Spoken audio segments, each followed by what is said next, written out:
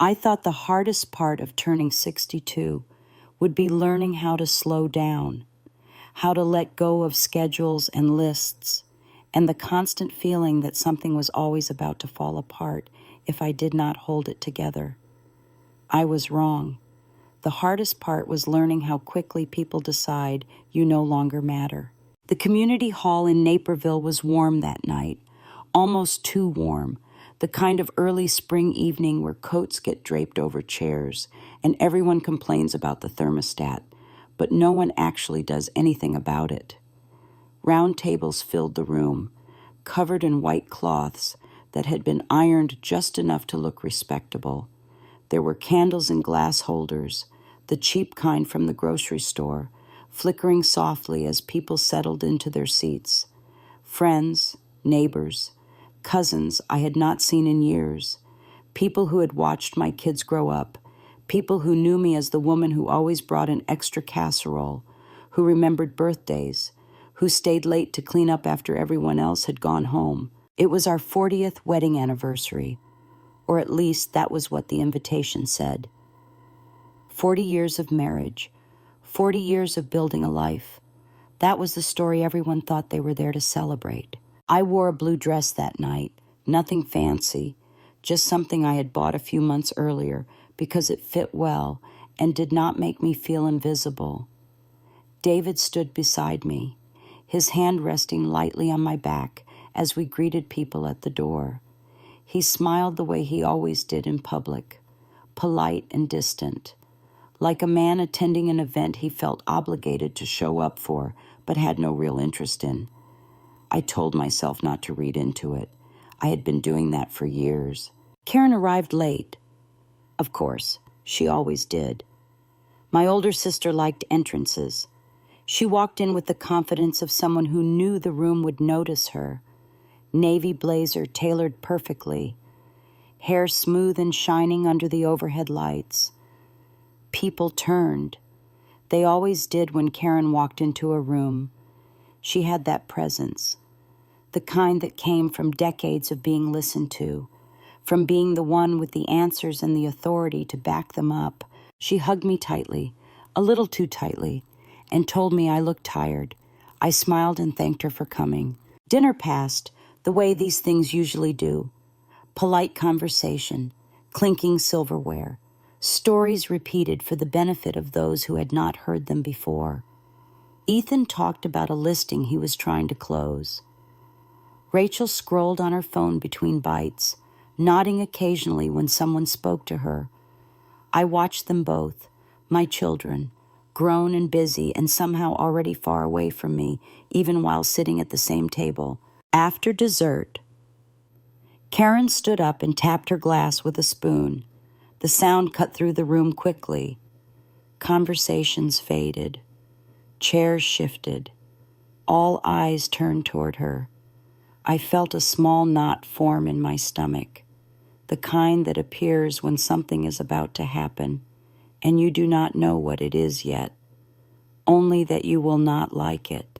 She started the way she always did, with a laugh, with warmth that felt practiced. She talked about family, about how important it was to be honest with the people you loved.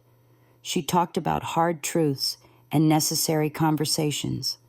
I noticed David stiffen beside me. I noticed Rachel look up from her phone.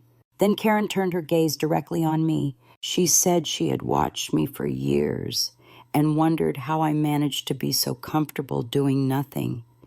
She said some women worked their entire lives, built careers, supported families, while others chose the easier path. She said staying home might look noble from the outside, but someone always paid the price. I felt the room shift, the way air changes before a storm. I wanted to interrupt her, to laugh it off, to say this was not the time. My mouth opened, but no sound came out. Karen kept going. She said she had seen how much David carried on his shoulders, how unfair it was that he had to support a grown woman who contributed nothing financially. She used the phrase dead weight. She said parasite. She said it was time for the family to stop pretending this arrangement was acceptable. I looked at David. He did not meet my eyes. He stared straight ahead, jaw tight, hands folded in his lap. I looked at Ethan.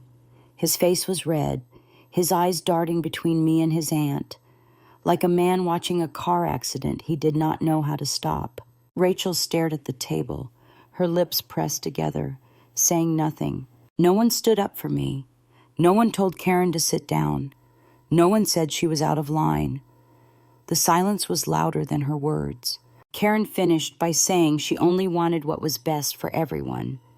That sometimes love meant saying the things no one else had the courage to say. She sat down to scattered applause, hesitant and confused, but applause all the same. I do not remember standing up, but suddenly I was on my feet. My legs felt unsteady, like they did not quite belong to me anymore. I looked out at the faces in front of me, people I had known for decades, people who had eaten at my table, borrowed my tools, called me when they needed help. Their expressions ranged from pity to discomfort to something that looked like agreement. I wanted to scream. Instead, I thanked everyone for coming. I said it meant a lot to see so many familiar faces. I said I was tired and needed some air. My voice sounded calm, even to my own ears, like it belonged to someone else. I walked out of the hall without looking back. The cool night air hit my face, and for a moment I could breathe again. I stood in the parking lot, listening to the muffled sound of voices inside, laughter starting up again as if nothing had happened. David came out a few minutes later. He asked if I was all right. I asked him why he did not say anything. He sighed and said Karen did not mean it the way it sounded. He said she was just worried about him, about the future. He said we could talk about it later. Later had been his favorite word for years. On the drive home, neither of us spoke.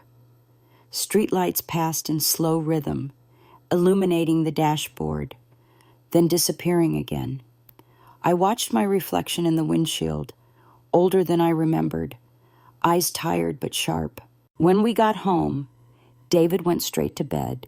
I sat at the kitchen table, the same table where I had balanced checkbooks and helped with homework and planned holidays.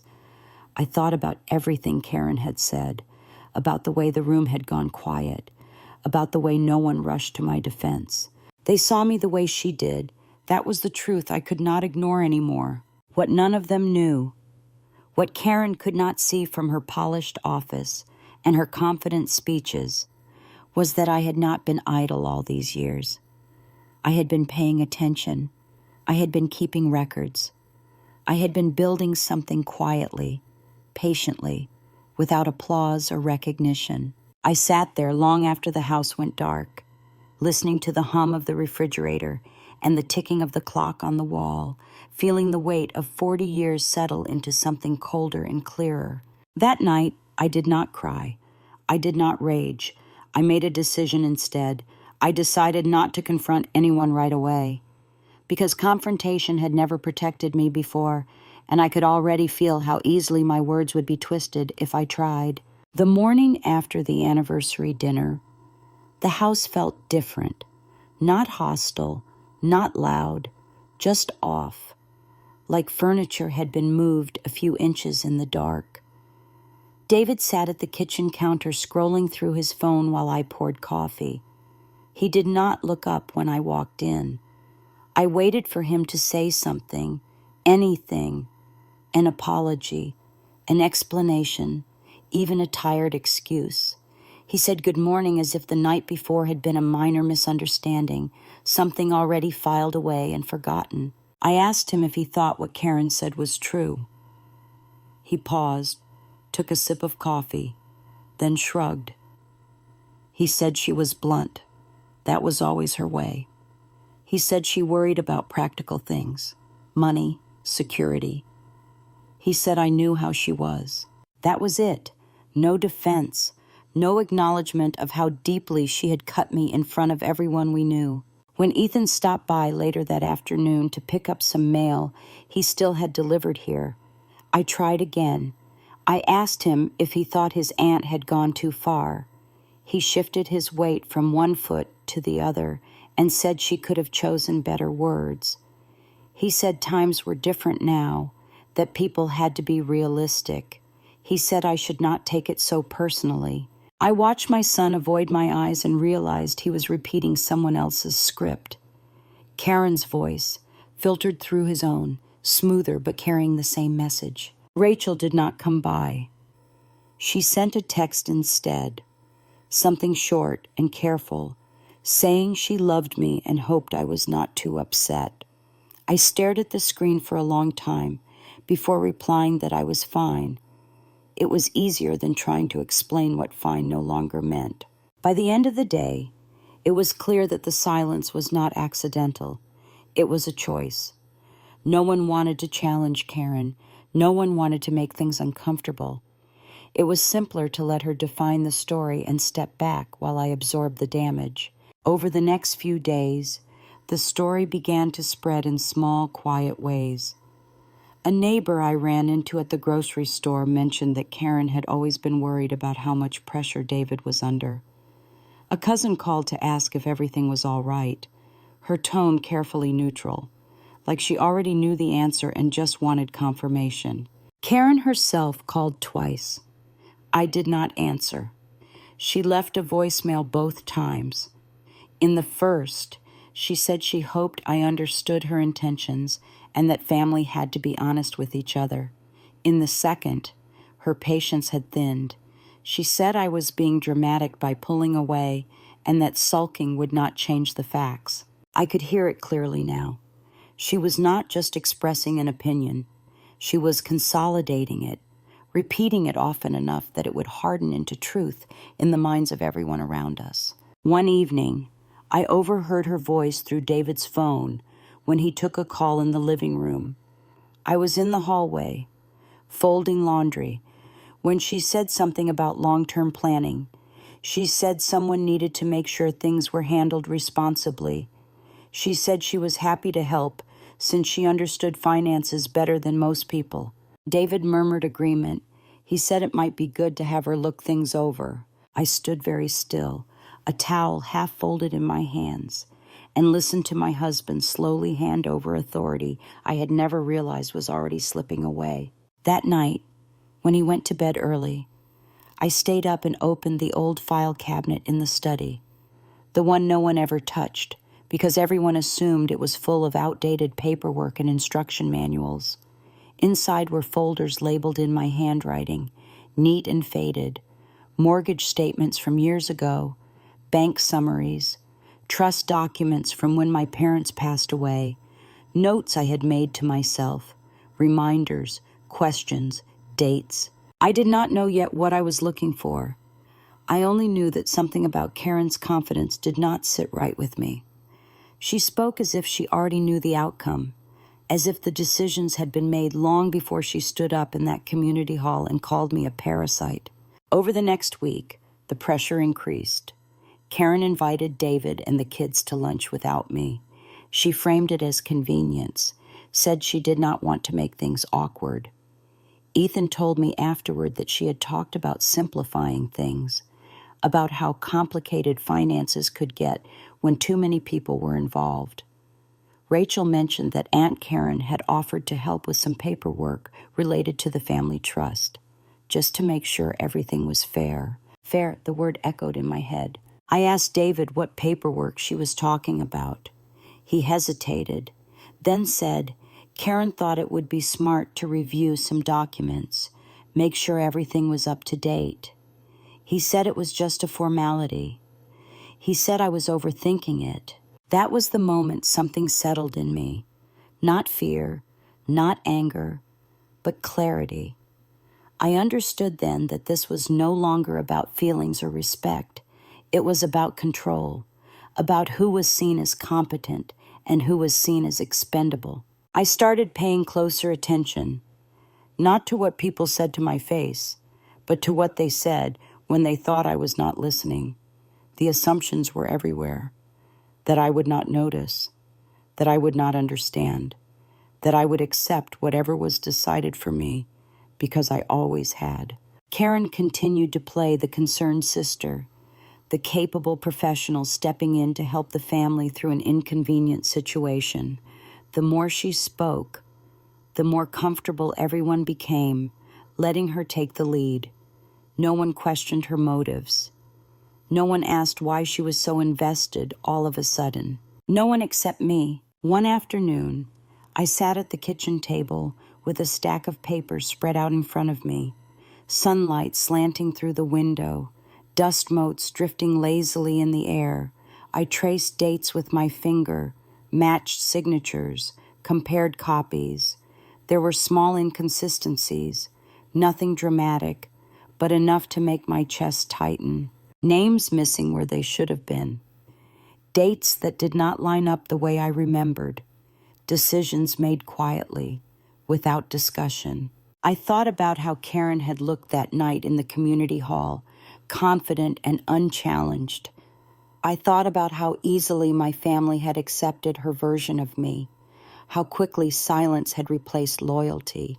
They believed her because it was convenient, because it confirmed what they already suspected, because it allowed them to step back and let someone else decide what I was worth. I gathered the papers into a neat pile and slid them back into the cabinet, locking it this time. My hands were steady. My thoughts were not. There was a long road ahead of me, and I could feel its weight pressing down, but beneath that weight was something else, something solid. I was no longer waiting for someone to defend me. I was preparing to defend myself. Once I stopped waiting for permission to protect myself, everything I had ignored for years began to come into focus. I did not rush into anything. That was the first thing I promised myself. Karen thrived on urgency and pressure. She was at her most dangerous when everyone felt hurried and confused. I decided I would move slowly, carefully, the way I always had when balancing a checkbook down to the last dollar. I started with the study. That small room had been my quiet refuge for decades, even when no one else thought of it as anything important. David used it for old tax returns and manuals for appliances we no longer owned. The kids had done homework there when they were younger, spreading papers across the desk while I cooked dinner. Over time, it had become invisible, just another room in the house. That invisibility worked in my favor. I pulled out the locked file cabinet again and brought everything to the desk. I spread the papers out in rows, grouping them by year, by account, by subject, mortgage documents, savings statements, copies of trust paperwork from when my parents passed away, notes I had written to myself years earlier, reminders to follow up, questions I never quite got answered. As I worked, memories surfaced, sitting at the same desk late at night, calculator beside me, making sure bills were paid on time, watching numbers move from one column to another, keeping everything balanced so no one ever had to worry. I had done this quietly, without praise, because that was my role. I handled the details so everyone else could live comfortably. Karen had always dismissed that kind of work. She liked big titles and visible authority. She liked meetings and decisions that came with applause. I had been content with order and stability. I was good at it, better than I ever let myself admit. The first real discrepancy appeared when I compared two versions of the same trust document. One copy listed me as a co-beneficiary. Another, dated several years later, did not. The change was subtle, buried in legal language most people skimmed. I would have skimmed it too if I had not known exactly what to look for. My chest tightened, not with panic but with recognition. This was not an accident. I traced the timeline back. The date of the change lined up with the year Karen had offered to help manage things after our parents died. She had said it would take the burden off me, that I had enough on my plate. At the time, I had been grieving, exhausted, grateful someone else wanted to take charge. I remembered signing papers at the kitchen table, trusting my sister, trusting that family meant protection. I remembered how confidently she had explained everything, how she had waved away my questions with a smile and told me it was standard procedure. Standard for whom? Over the next few days, I worked in short stretches, never long enough for anyone to notice. When David asked what I was doing, I said I was organizing old files. He nodded, uninterested. That was another truth I had to face.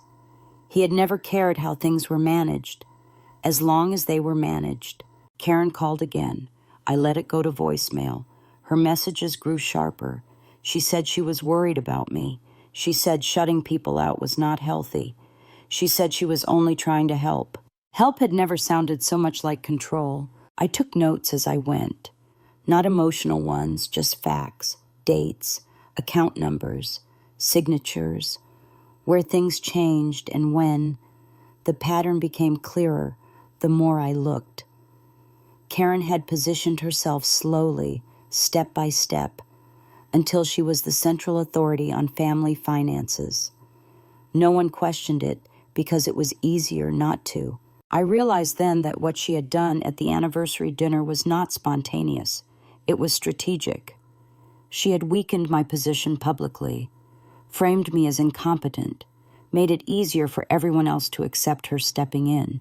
The realization did not make me angry. It made me focused. I needed someone outside the family, someone who did not care about old rivalries or holiday dinners, someone who could look at the numbers without emotion. That was how I ended up calling Monica Reed. Monica lived 3 houses down. We had known each other for years, exchanging pleasantries at block parties, occasionally sharing coffee. She had once mentioned that her husband was an accountant before he retired. At the time, it had seemed like idle conversation. Now it felt like a door quietly opening. She answered on the second ring. I asked if she had a few minutes. She said she did and asked if everything was all right. I told her I needed some advice, not family advice, practical advice. When I went over to her house the next afternoon, she listened without interrupting. I did not tell her everything. I did not need to. I showed her a few documents and explained, calmly, that I thought something was off. She studied the papers carefully, adjusting her glasses, nodding slowly. Then she said there were things here worth looking into. She said her husband, Thomas, still did consulting work from time to time and might be willing to take a look. Hearing someone else validate my instincts felt like taking a full breath after being underwater. A few days later, Thomas sat across from me at the same kitchen table where I had once signed papers without fully understanding them. He was methodical, quiet, thorough. He did not jump to conclusions. He asked questions. He asked when changes were made, who had authority, what I had been told at the time.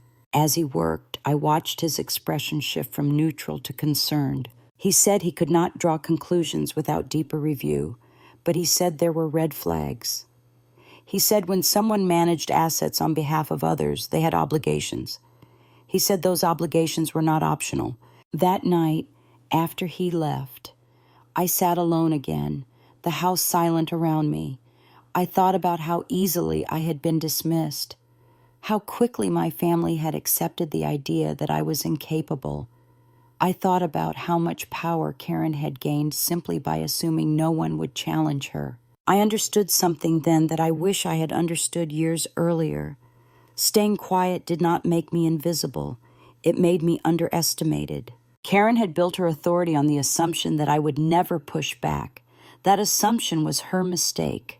I gathered my notes into a folder and labeled it with a single word, records. I did not know yet what the end of this would look like. I did not know how much damage had already been done or how much I could undo.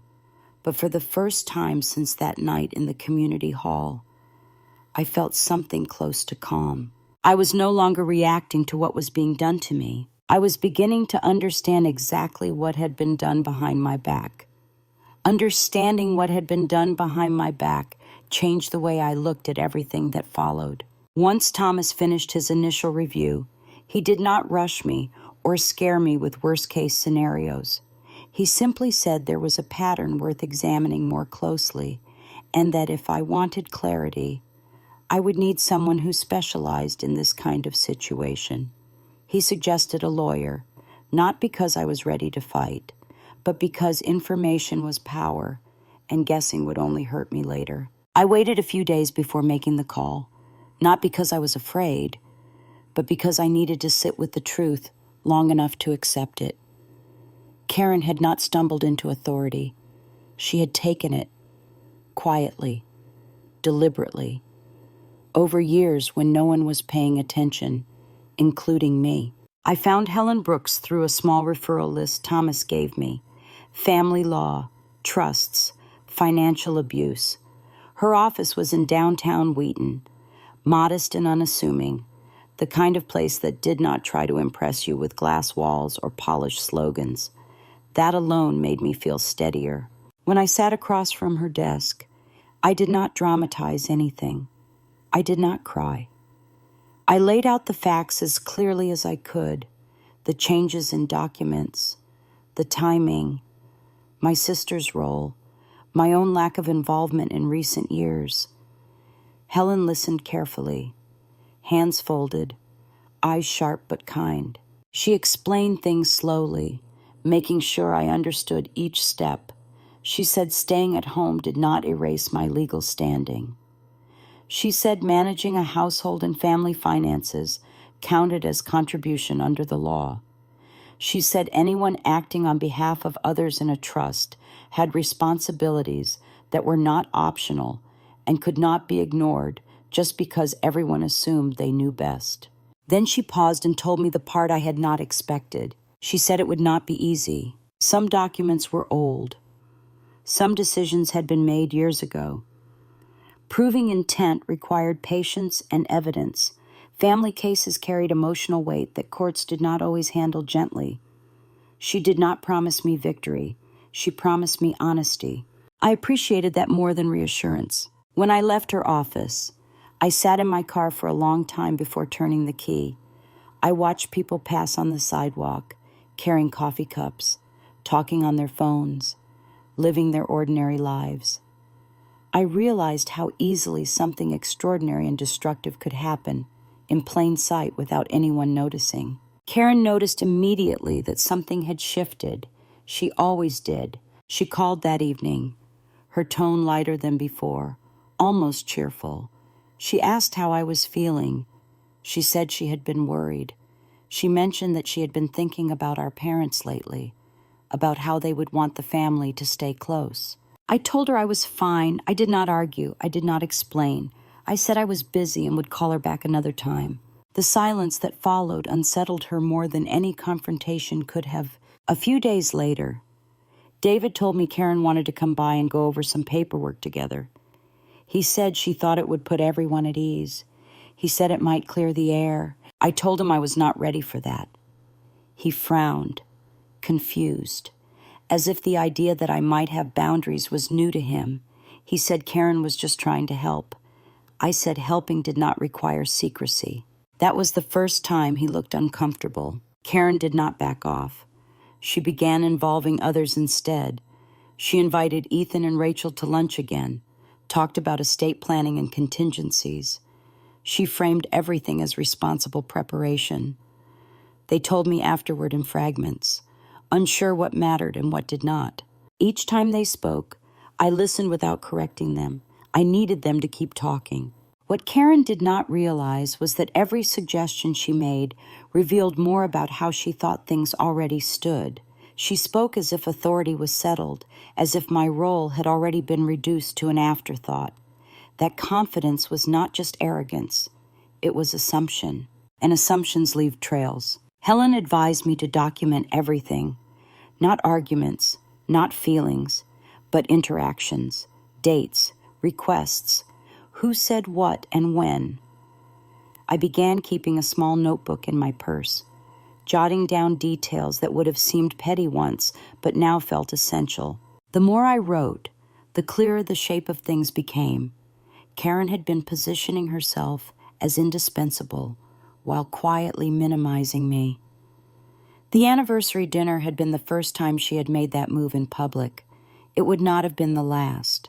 One afternoon, as I was sorting through more paperwork at the kitchen table, I noticed something I had missed before, a letter from years earlier, addressed to both me and Karen, acknowledging receipt of a request to amend trust oversight. My signature was not on it. Karen's was.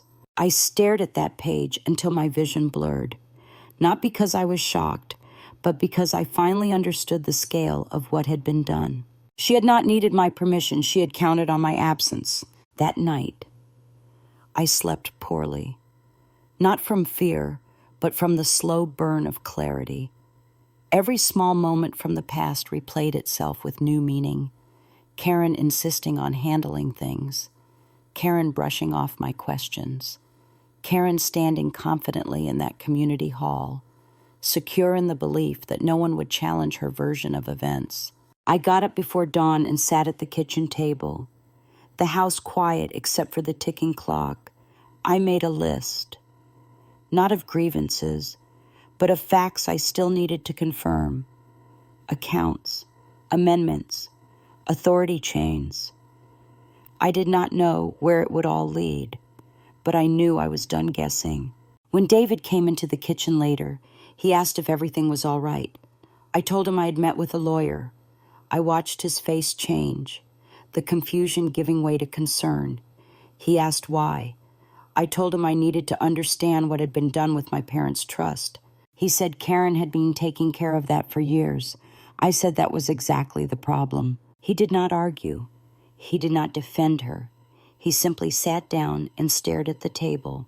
For the first time, I saw doubt flicker across his face. That was when I knew this was no longer just my private reckoning. The ground under our family was shifting, whether anyone liked it or not. I gathered my folders and placed them back in the cabinet, locking it once more. The lock clicked softly, final and deliberate. I did not feel triumphant. I felt steady. Karen believed power came from being seen as indispensable. I was learning that power could also come from knowing the truth and choosing the right moment to use it. Knowing the truth did not make the situation simpler. It made it heavier. After my conversation with David, the house fell into an uneasy quiet. Not the comfortable silence we had shared for years, but something brittle, like thin ice over deep water. He did not ask more questions that morning. He left for work with a distracted kiss on my cheek, and the kind of look people wear when they sense something important has shifted, but are not ready to face it yet. I spent the day doing ordinary things: laundry, dishes, a trip to the pharmacy. From the outside, nothing about my life had changed. Inside, every thought carried weight. Helen's words replayed in my mind, not the parts that offered reassurance, but the parts that warned me it would not be easy. That night, I spread my notes across the kitchen table again. This time, I was not looking for surprises. I was looking for weaknesses, my own. I listed everything that could work against me. Documents signed years ago. Conversations that had never been written down. The fact that I had trusted my sister and stepped back when she offered to take charge. I understood now that trust could be reframed as consent if I was not careful. The law, Helen had said, did not punish people for being kind, but it did not automatically reward them either. A few days later, Helen called and asked if I could come in again. She had reviewed the copies Thomas provided and wanted to talk through next steps. I drove to her office in Wheaton with my hands tight on the steering wheel, feeling like I was heading into an exam I had studied for but could still fail. She was direct. She said there was enough there to raise serious questions. She said Karen's role as a financial representative came with obligations that might have been breached, but she also said we would face resistance. Karen was established, respected, employed in finance. Those things mattered, whether they should or not. Helen told me something else, something that stayed with me long after I left. She said people often assumed cases like mine were simple. Once wrongdoing was suspected, she said they rarely were. Families closed ranks, stories shifted. Memory became selective. The person who stayed quiet was often painted as the one who had not cared. I asked her what my chances were. She did not give me a number. She said my chances depended on patience, consistency, and my willingness to let the process unfold without trying to control it emotionally. That was not comforting, it was honest. On the drive home, I passed the community hall where our anniversary dinner had been held. The parking lot was empty, the building dark.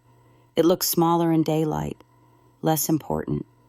I pulled over for a moment and sat there, remembering Karen's voice echoing through that room, the way she had spoken with such certainty. She had believed the moment was hers. I wondered if she still believed that. When I got home, David was in the living room, papers spread across the coffee table. He looked up when I walked in and said Karen had dropped some things off.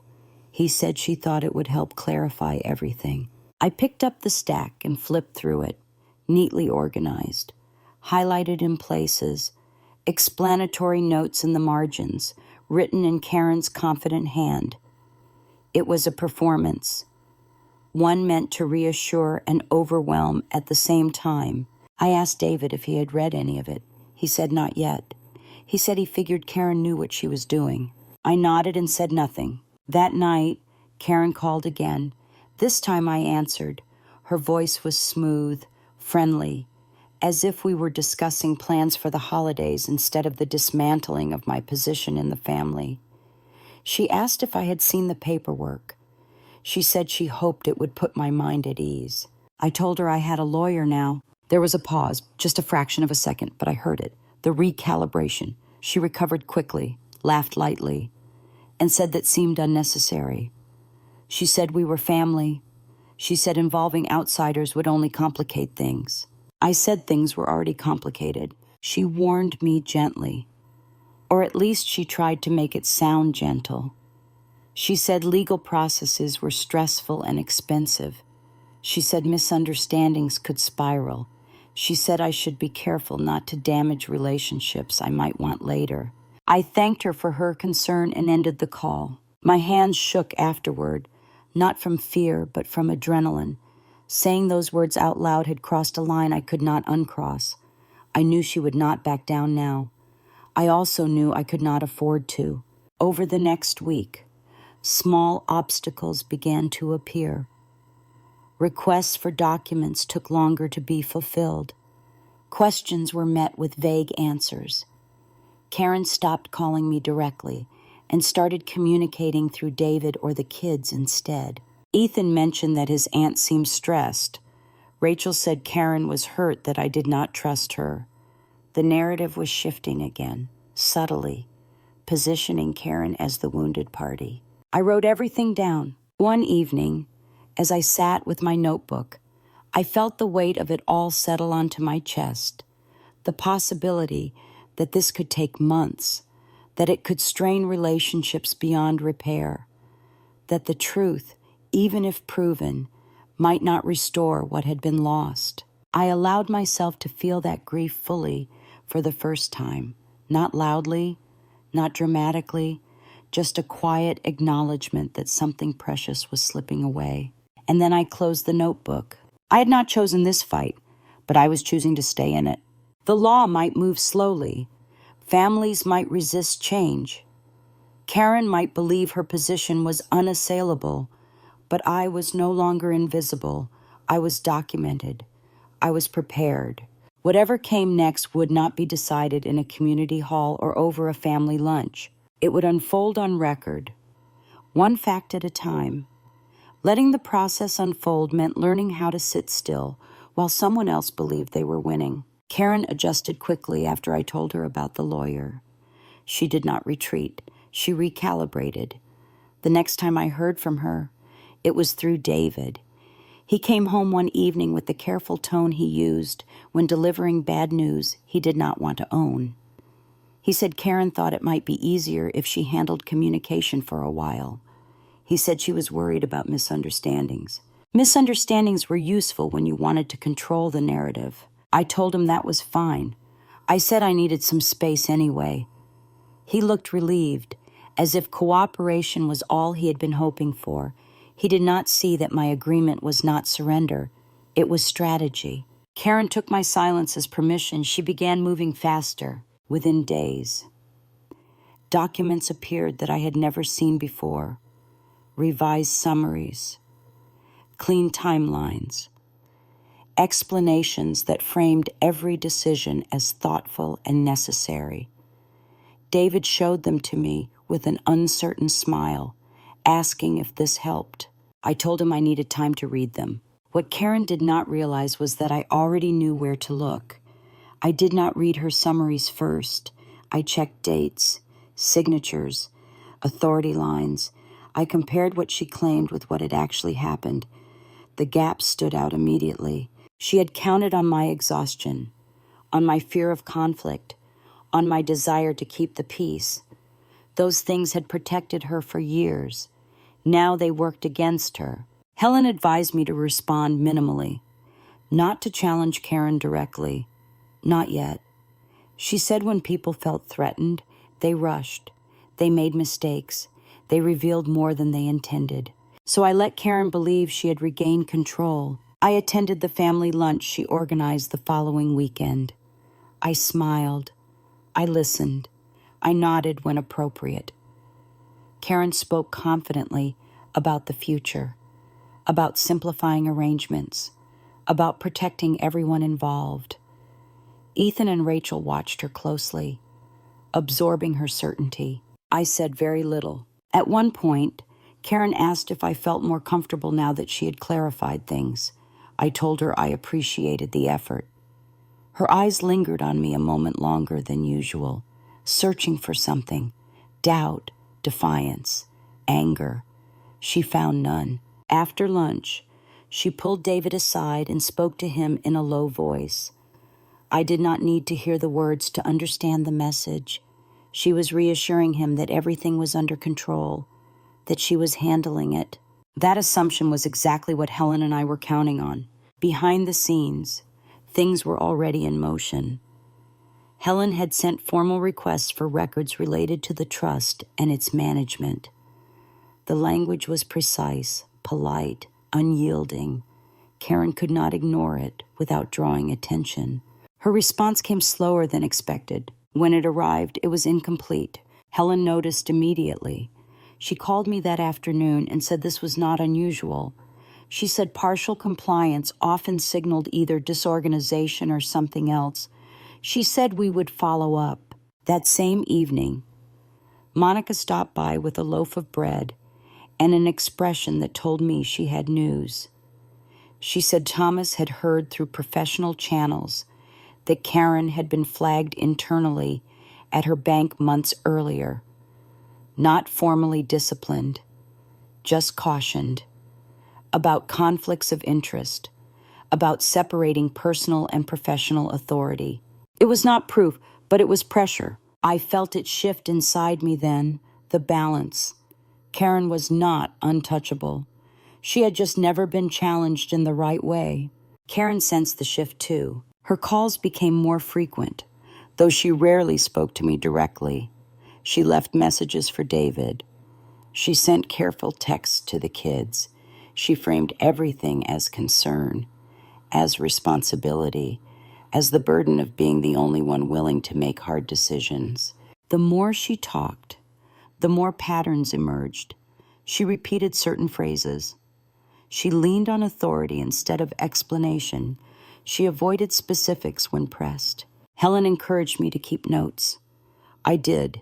Dates, times, exact wording. I did not trust memory anymore. Memory bent under pressure. Paper did not. One afternoon, I received an email copied to several family members. Karen had summarized the situation and included her recommendations. She ended it by saying she hoped we could move forward without unnecessary conflict. The email assumed agreement. It implied consensus that did not exist. Helen reviewed it and pointed out something subtle.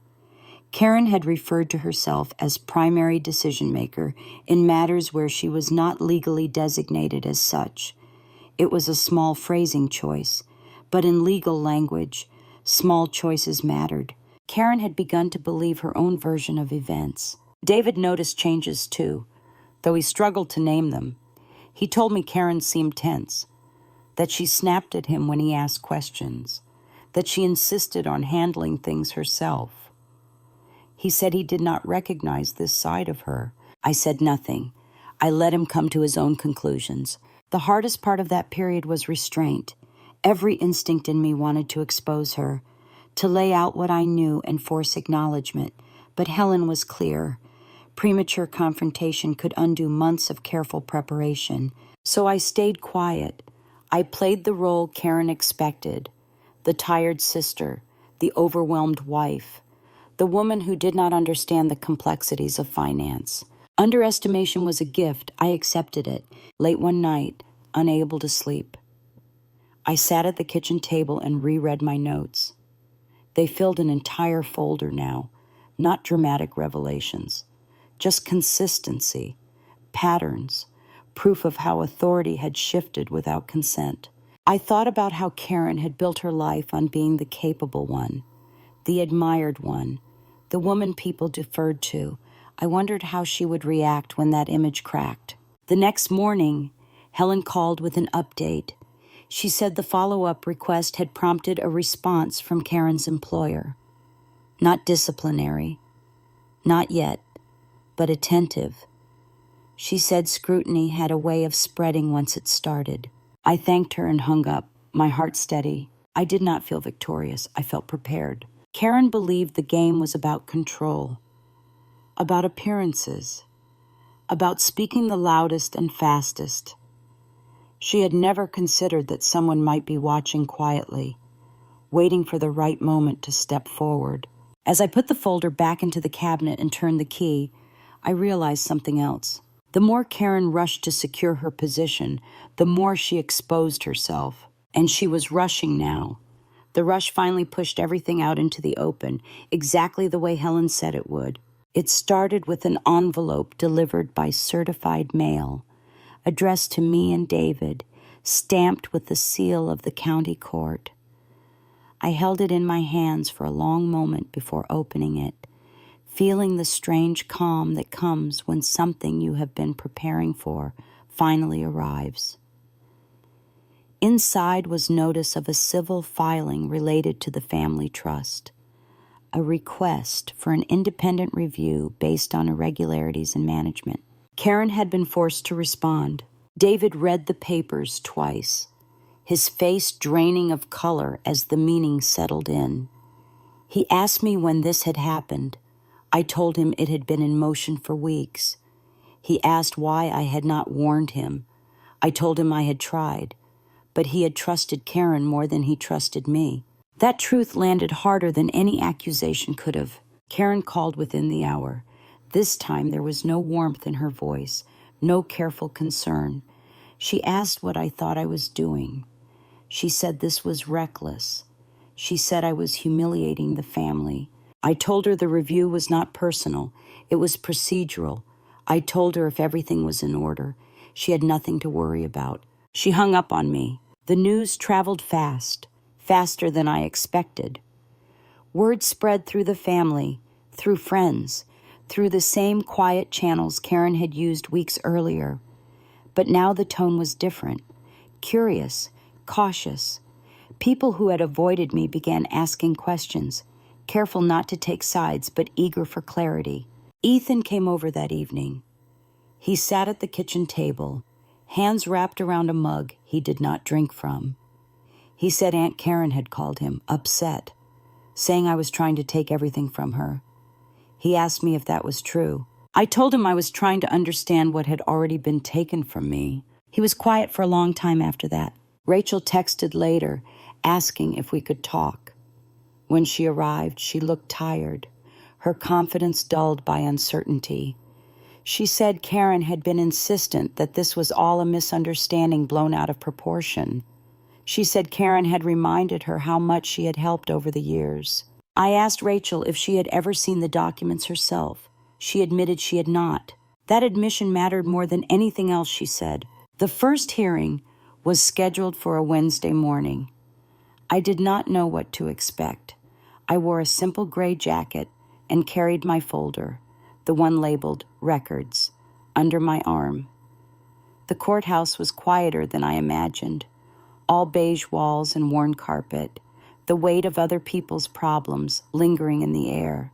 Karen arrived with confidence, her posture rigid, her expression composed. She nodded at me but did not smile. For the first time, I saw tension in her eyes. The judge was brisk, uninterested in drama. He asked questions about oversight, about authority, about compliance. Karen answered smoothly at first, citing procedures and intentions. But when he asked for specifics, her answers grew vague. Dates blurred, justifications softened. When the judge ordered an independent audit of the trust management, Karen stiffened. She protested, said it was unnecessary, said it would cause delays and expense. The judge was unmoved. Outside the courtroom, Karen confronted me. Her voice was low, sharp. She accused me of betrayal. She said I was ruining her reputation. She said I would regret this. I listened without responding. I did not owe her reassurance anymore. The audit took weeks. During that time, the atmosphere in the family shifted again. Conversations became guarded. Invitations stopped coming. David moved through the house like a man caught between two worlds, unsure where to place his loyalty.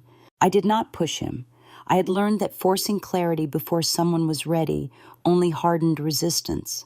The results came back on a Friday afternoon. Helen called me first. Her voice was steady.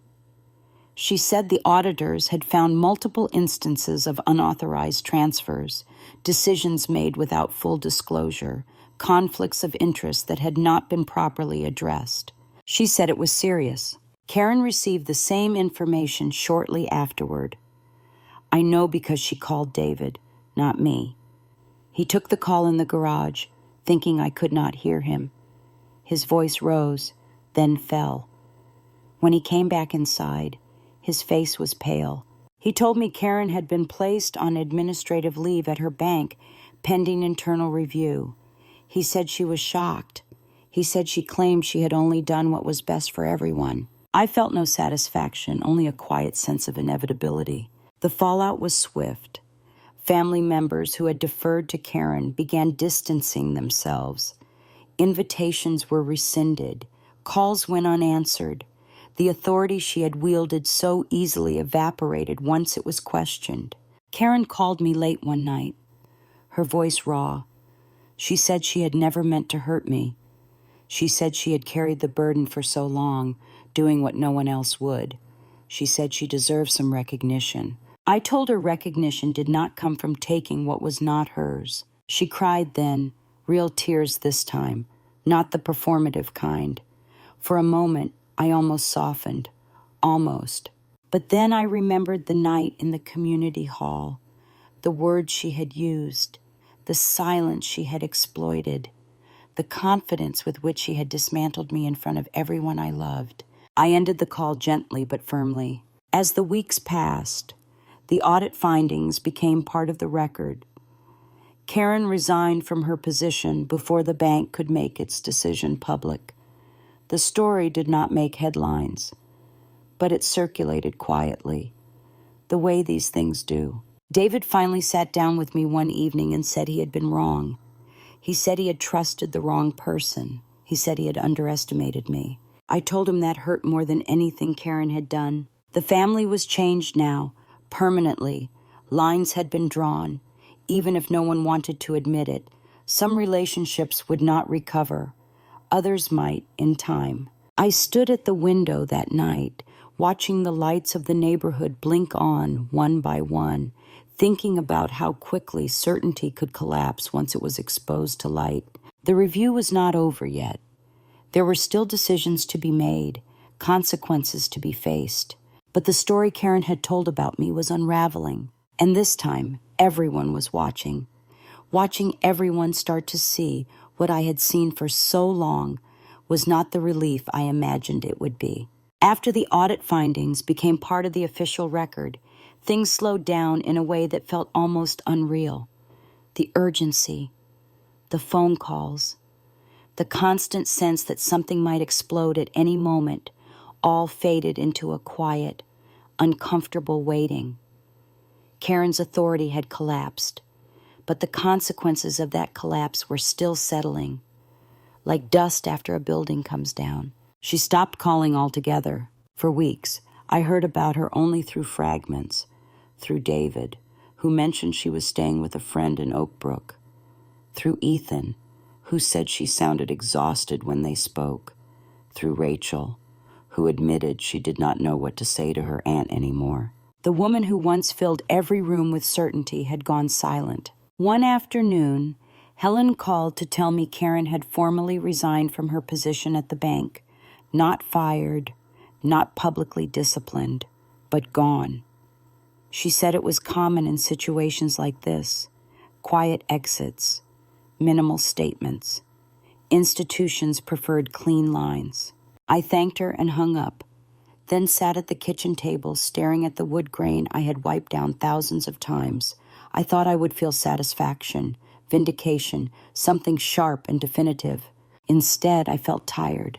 David noticed it too. He asked one evening if I was all right. I told him I was adjusting. He nodded, understanding more than he used to, but still not fully grasping what this had cost me. The family dynamic shifted again, subtly but unmistakably.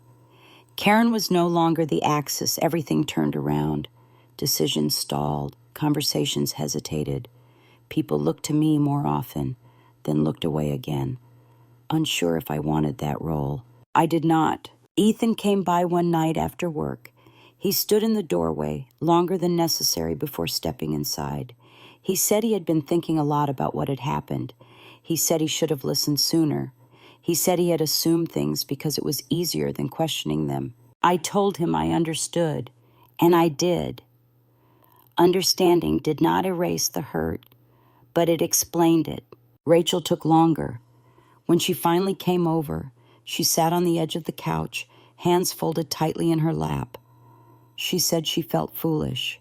She said she had believed confidence meant competence. She said she had not known how to stand up to her aunt without creating conflict. I told her conflict was not always the enemy. Silence could be worse.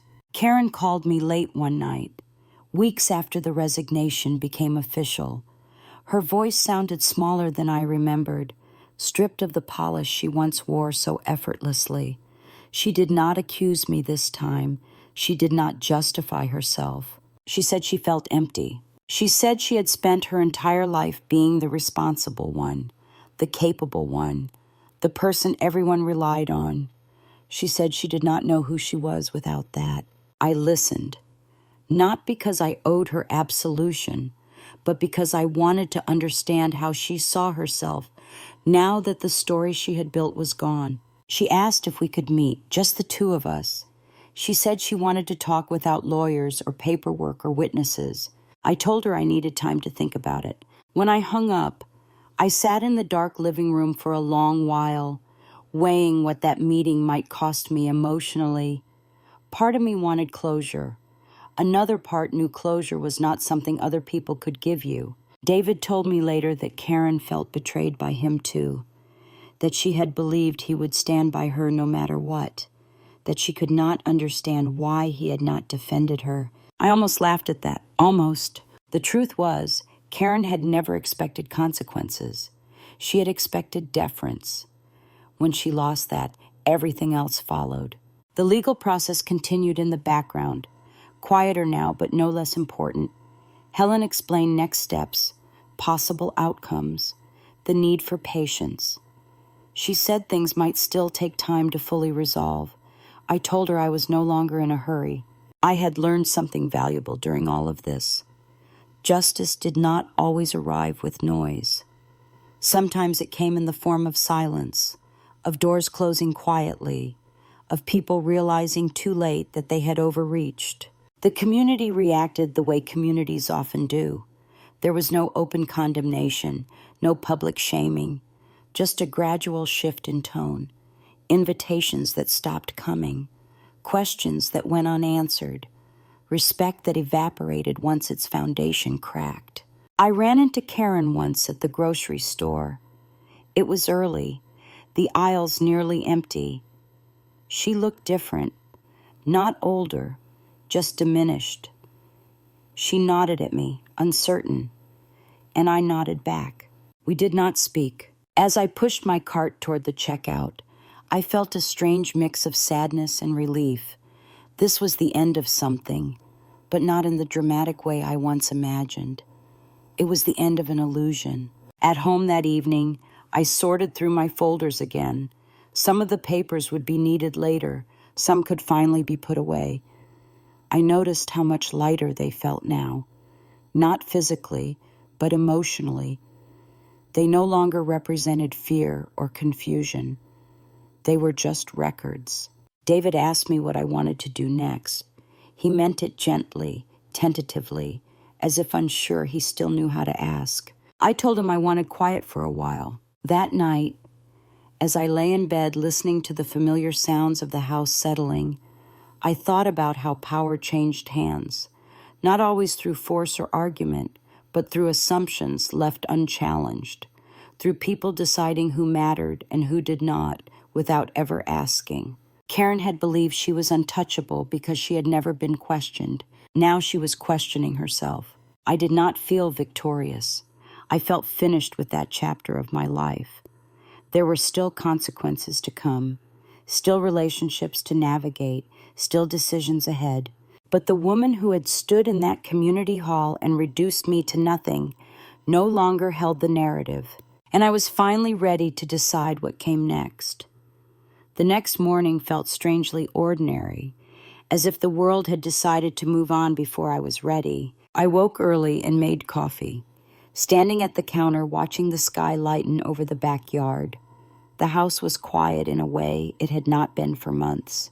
Not tense, not heavy, just still. For the first time since the night of the anniversary dinner, my thoughts were not racing ahead to the next conversation or the next document or the next possible confrontation. What remained was the question of what I was willing to take back and what I was prepared to let go. David came into the kitchen a little later, moving carefully, as if unsure where to place himself. He poured his coffee and leaned against the counter, then finally spoke. He said he had been thinking a lot about the past few years. He said he had trusted Karen because it was easier than admitting he did not understand what was happening. He said he should have paid attention sooner. I listened without interrupting. I had learned that apologies often carried more weight when they were allowed to finish forming. He asked me what I wanted now, not what should happen next legally, not what the family expected, but what I wanted. The question caught me off guard. I realized no one had asked me that in a long time. I told him I wanted peace, but not the kind that came from pretending everything was fine. I wanted boundaries. I wanted clarity. I wanted to stop living in a version of our family that required me to stay small so others could feel comfortable. He nodded slowly, absorbing that. He did not promise anything. He did not argue. That felt like progress. Later that day, Ethan called. His voice sounded hesitant, the way it used to when he was a teenager and knew he had made a mistake, but did not know how to fix it. He said he had been replaying the anniversary dinner in his head. He said he should have spoken up. He said he had been embarrassed and did not know how to challenge his aunt in front of everyone. I told him embarrassment passed, silence lingered. He apologized again, more quietly this time. I accepted it, not because it erased the hurt, but because I could see he was finally willing to look at his own role in what had happened. Rachel did not call right away. Days passed, then a week.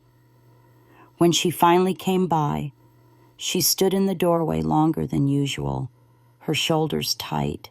She said she had not known how to talk to me without feeling like she was choosing sides. I told her that choosing sides was not the same as choosing honesty. We sat on the couch together, closer than we had been in months, but still separated by something unspoken. She admitted she had admired Karen growing up, had seen her as strong and capable in ways she did not know how to be herself. She said she had assumed confidence meant correctness. I told her confidence was often just volume. She nodded, eyes downcast, and said she was sorry. I believed her. That did not mean everything was repaired. It meant the door was open. The hardest conversation came later, when Karen asked again to meet. This time, I agreed, but only under conditions I set. Neutral place, limited time, no rehashing the past. We met at a small cafe near the library, quiet and unassuming. Karen arrived first and stood when she saw me, then hesitated, unsure whether to hug me. I sat down instead. She looked tired, not defeated, but worn in a way I had never seen before. Without her title and her certainty, she seemed smaller, more human, She said she did not expect things to turn out this way. She said she had believed she was protecting the family. She said she had not realized how far she had gone until it was too late. I listened, stirring my coffee slowly, watching the surface ripple and settle again. When she finished, she looked at me expectantly, as if waiting for absolution. I told her I was not interested in punishing her. I was interested in honesty. I told her what she had done hurt me deeply, that it changed how I saw her and how I trusted her, that I could not simply go back to the way things were. She asked what that meant for us. I told her it meant distance. It meant limited contact. It meant that any relationship we had going forward would be built on transparency, not authority. She nodded, tears welling in her eyes, but she did not argue. That was new.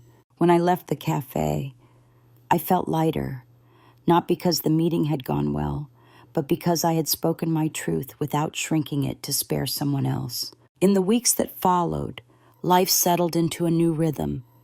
The legal matters continued quietly in the background, but they no longer consumed my thoughts. I focused instead on small, tangible things, morning walks, a book club I had always meant to join, coffee with Monica, who never once said I told you so. I noticed how much energy I had spent over the years managing other people's expectations, how little I had spent asking myself what I needed. One afternoon, while sorting through old photos, I found a picture of myself from years earlier, standing in our kitchen, flour on my hands, smiling at the camera. I looked younger, yes, but also freer, less cautious, less aware of how easily roles could be twisted into cages. I realized then that the loss I mourned was not just the family dynamic I thought I had. It was the version of myself that had believed being agreeable would keep me safe. I no longer needed that version. David and I talked more openly than we had in years, not always comfortably, but honestly. Some conversations ended without resolution. Others surprised us both. We did not rush to redefine our marriage. We allowed it to exist in its uncertainty, which felt more real than any forced harmony. The grandchildren became my quiet joy. Short visits, video calls, small moments that reminded me why I had fought to preserve my sense of self in the first place. I did not need to be central in the family anymore. I needed to be whole. As summer approached, I found myself thinking less about Karen and more about what came next. Not in grand terms, not with dramatic plans, but with gentle curiosity. One evening, sitting on the back porch as the sun dipped low, I felt a sense of completion settle over me.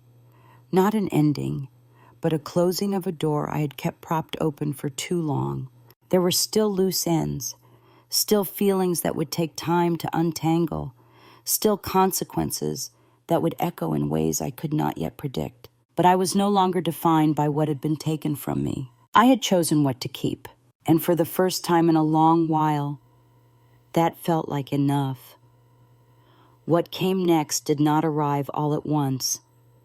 It came quietly, in choices I made when no one was watching. By early fall, the legal matters had moved into their final phase. Nothing dramatic, no courtroom scenes or raised voices, just paperwork, signatures, and decisions recorded properly this time. Helen called one afternoon and told me everything had been resolved in line with the audit findings. Authority over the trust was restructured. Oversight was formalized. What had been quietly taken was acknowledged, and what remained was secured.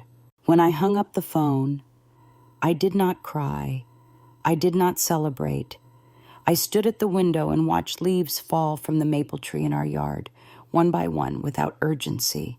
That felt right. Karen did not reach out again. From what I heard, she had taken a consulting role out of state, something temporary, something smaller. I wished her no harm. I also wished her no return to the place she once held in my life. Both could be true. David and I settled into a new understanding that was still fragile, but honest. We talked more than we used to. Not constantly, not dramatically, but with fewer assumptions. He stopped defaulting to silence when things felt uncomfortable. I stopped carrying the weight of explaining myself when I did not need to. We did not pretend the past had not happened. We acknowledged it and built forward anyway. One morning, as I cleaned out the last of the old files from the cabinet in the study, I realized how symbolic that small room had become. What was once overlooked had held the truth all along. I boxed up what needed to be kept and recycled the rest. The cabinet stood empty afterward, its drawer open, waiting. I left it that way. I began spending time at the local community center, first just attending talks, then helping organize them. A financial literacy workshop for women caught my attention. I sat in the back at first, listening. Stories poured out quietly. A woman who had never seen a bank statement with her name on it. Another who signed documents she did not understand because it was easier than asking questions. I recognized myself in all of them. Eventually, I stood up and spoke, not as an expert, not as someone who had everything figured out, just as a woman who had learned, later than she wished, that staying quiet did not equal staying safe. The conversations that followed surprised me. They were not angry, they were relieved. People wanted language for experiences they had been told were insignificant. They wanted to know they were not foolish for trusting family, or weak for staying home, or naive for assuming good intentions.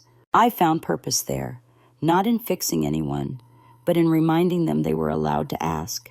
At home, the grandchildren remained a constant thread. Sophie called me one afternoon from her mom's phone, breathless and excited to tell me about a project she had finished at school. Oliver waved at me through the screen, holding up a drawing he insisted was a spaceship. Those moments grounded me. They reminded me that legacy was not about control or authority. It was about presence. One evening, David asked me if I regretted how far things had gone, if I wished I had handled it differently. I thought about the anniversary dinner, about the silence, about the way I had been reduced to a role that no longer fit me. I told him I regretted that it was necessary, but I did not regret doing it. Some things are worth protecting, even if the protection costs you comfort. On my 63rd birthday, we kept things simple. Cake at home, a few close friends, laughter that did not feel forced. When I blew out the candles, I did not make a wish. I felt like I had already claimed it. Looking back now, I understand that the most painful part of that year was not being insulted. It was being believed to be expendable. Once that illusion shattered, Everything else fell into place. I was never useless. I had been unseen, and there is a difference. If you are listening to this and something in it feels familiar, if you have ever been told your contributions did not count because they were not loud or visible, I hope you stay with this channel. These stories exist because too many of us have been quiet for too long. And if you have your own story, one you have never told out loud, you are not alone. Sometimes the first step toward reclaiming your life is simply recognizing that your voice matters. Thank you for staying until the end.